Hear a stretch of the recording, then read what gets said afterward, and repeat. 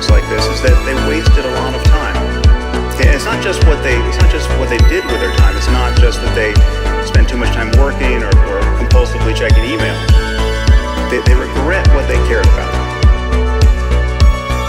We manage to never really connect with the present moment and find fulfillment there because we are continually hoping to become happy in the future. And the future never arrives.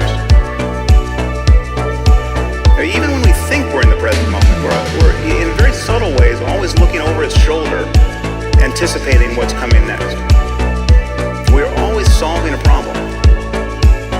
And it's possible to simply drop your problem, if only for a moment, and enjoy whatever is true